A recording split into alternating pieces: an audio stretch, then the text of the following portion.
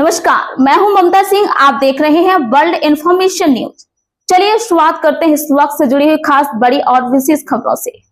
2 दिन में 2 बार लहूलुहान हुआ आदिवासी, फिर भी खामोश रही पुलिस। चितरंगी में कानून बेअसर, मारपीट के बाद भी कार्रवाई शून्य। अब पुलिस की कार्यप्रणाली पर बड़े सवाल। खेत में हमला, अगले दिन बस स्टैंड पर घेर कर फिर पीटा। पीड़ित का आरोपी बोले पैसा देकर पुलिस का मुंह बंद कर देंगे। शिकायत पहुंची एसपी कार्यालय। अब पूरे मामले में कार्रवाई पर टिकी निगाहें।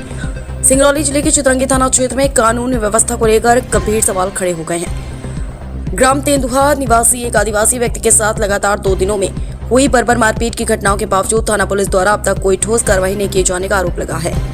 पीड़ित संतलाल कोल 46 वर्ष ने पूरे मामले की लिखित शिकायत पुलिस अधीक्षक मनीष खत्री को भेजते हुए न्याय की गुहार लगाई है। शिकायत में आरोप लगाया गया है कि आरोपियों द्वारा खुलेआम धमकियां दी जा रही हैं, जबकि पुलिस मूक दर्शक बनी हुई है। खेत में विवाद और लाठरी से हमला। पीड़ित के अनुसार 7 मार्च 2026 की शाम करीब 6 बजे वो अपनी जमीन में बैल बांध रहा था। उसी समय गांव के रमई साकेत का बैल भी वहां बंधा था और दोनों बैल आपस में लड़ पड़े। इसी बात को लेकर रमई साकेत की पत्नी सविता साकेत वहां पहुंची और गाली गलौज करने लगी। विरोध करने पर उसने कथित रूप से लाठी से हमला कर दिया। जब संतलाल की पत्नी इंद्रनिया कोल बीच बचाव करने आई तो उसे भी बेरहमी से पीटा गया। इस हमले में दोनों को खून निकलने वाली गंभीर चोटें आई।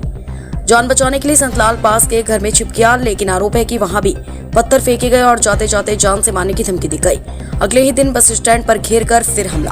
पहली घटना के अगले ही दिन 8 मार्च की सुबह लगभग 10 बजे संतलाल कोल मोटरसाइकिल से अपने गांव लौट रहा था। जैसे ही वह चितरंगी बस स्टैंड के पास पहुंचा, गांव के ही रमई साकेत, रामू साकेत और राजा साकेत ने रास्ता रोक दिया। पीड़ित का आरोप है कि तीनों ने बांस के डंडों और लात घूसों से हमला कर दिया। इस हमले में सिर में गंभीर चोट और खून बहना, पीठ पर कई जगह नील स्याह चोट, जांघ में गहरी चोट, हाथ में सूजन और दर्द जैसी गंभीर चोटें आईं। आसपास मौजूद लोगों ने किसी तरह बीच बचाव कर उसे बचाया। पुलिस को पैसा खिलाकर सब दबा देंगे।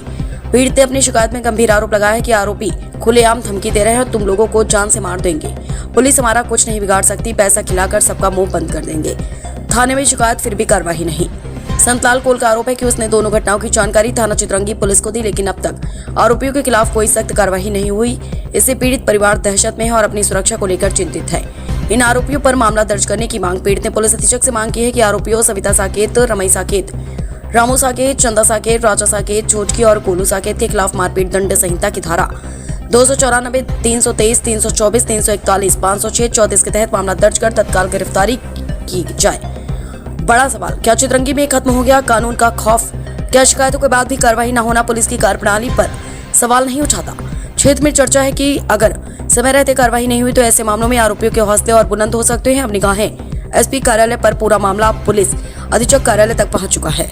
अब देखना यह होगा कि जिले के पुलिस कप्तान इस गंभीर मामले में क्या कदम उठाती है और पीड़ित परिवार को न्याय मिलता है या नहीं।